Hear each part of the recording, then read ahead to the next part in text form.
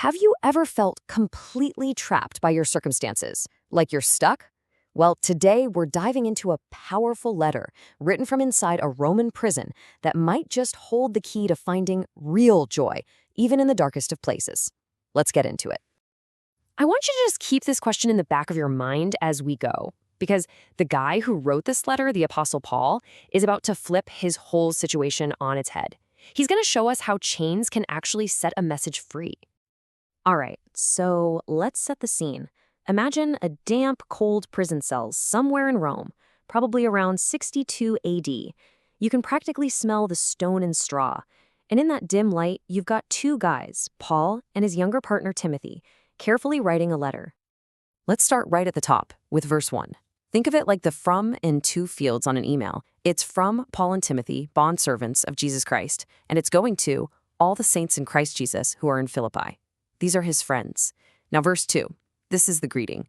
Imagine a single ray of light cutting through the prison bars and landing on two words, grace and peace. This isn't just hello, it's a prayer, like a warm blanket of comfort being sent from a very cold cell. Now, you'd think the next line would be something like, man, this prison is awful, right?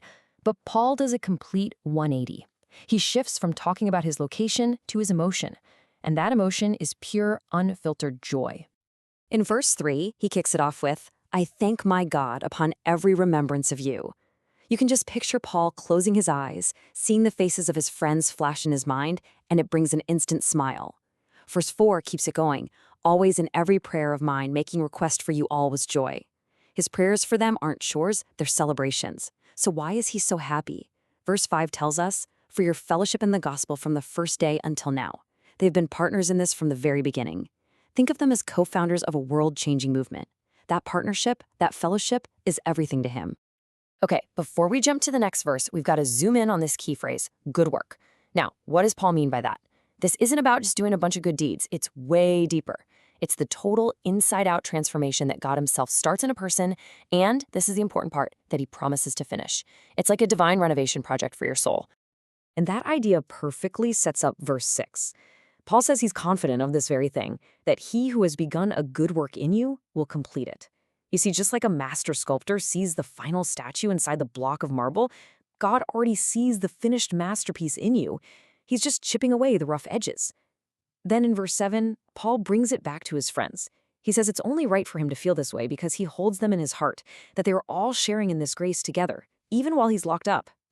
You can really feel the emotion in verse 8. For God is my witness, how greatly I long for you all with the affection of Jesus Christ. This is way more than just, I miss you guys. It's a deep, gut-level ache to be with them. So what does he pray for? Verse 9 lays it out, that your love may abound still more and more in knowledge and all discernment. He's praying for them to have a smart love, a love that doesn't just feel good, but that actually does good, with wisdom and insight. Verses 10 and 11 show us the end goal of this wise love. First, he wants them to be able to approve the things that are excellent, so they can be pure and blameless. It's like he's praying for them to have a built-in spam filter for their souls, one that automatically separates what's truly important from all the noise. And what's the result? Verse 11, being filled with the fruits of righteousness. He wants their lives to be not just busy, but truly fruitful. Okay, so Paul shifts gears now. He goes from praying for them to giving them an update on his own situation. And this is where the story takes a wild turn. His imprisonment, which should have been a total roadblock, is actually working like a massive amplifier for his message. And get this. In verse 12, Paul says, the things which happened to me have actually turned out for the furtherance of the gospel. His arrest, his chains, that was the first domino to fall. But instead of stopping everything, it kicked off an incredible, unstoppable chain reaction. So how did it spread? Well, verse 13 gives us the first piece of the puzzle. Quote, it has become evident to the whole palace guard that my chains are in Christ. The Praetorian Guard, we're talking the emperor's elite soldiers. They're all talking about him. They're all asking, why is this guy really here? Suddenly, his prison cell has become a platform to reach the most powerful people in Rome. And that ripple effect didn't stop with the guards. Turns out, courage is contagious. Paul's boldness inspired everyone else. Verse 14 says that because of his chains, most of the brethren in the Lord are much more bold to speak the word without fear. People who were once timid were now speaking up. His chains were breaking their silence. But here's the thing, not everyone had good intentions. In verses 15 through 17, Paul explains there were two different groups preaching. Verse 15 says, "Some indeed preach Christ even from envy and strife." Verse 16 fills in the details. They're doing it from selfish ambition, trying to stir up trouble and make Paul's life in prison even harder. But then, verse 17 shows us the other group, the latter out of love, knowing that I am appointed for the defense of the gospel. So how does Paul react to the people trying to hurt him? This is where his mindset is just next level. Check out verse 18. With all this happening, his response is to rejoice. He says, "What then? Only that in every way, whether in pretense or in truth, Christ is preached.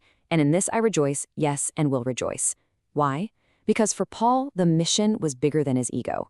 The message was way more important than the messenger. This radical perspective leads Paul to one of the most famous, most powerful statements he ever wrote. He's figured out how to live in a situation where he literally cannot lose. In verse 19, he's confident this will all work out for his deliverance, but his ultimate goal, his one great hope, is in verse 20, that Christ will be magnified in my body, whether by life or by death. He sees his life as just a lens, and his only purpose is to make Christ look bigger, clearer, and more glorious, no matter what happens to the lens itself. And that brings us to the famous declaration in verse 21. "For to me, to live is Christ, and to die is gain." I mean, just look at that. It's a perfect spiritual win-win. If he lives, he gets to keep serving Christ on earth. That's a win. If he dies, he gets to be with Christ in heaven. That's an even bigger win. He can't lose. But this win-win situation actually creates a huge dilemma for him. In verses 22 and 23, he says he's hard-pressed between the two. On one hand, he has a desire to depart and be with Christ, which is far better. But on the other hand, he knows that staying alive means fruit from my labor.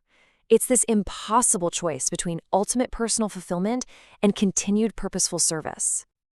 Seriously, just for a second, put yourself in his shoes. If you were at that fork in the road, faced with that choice, which path would you take?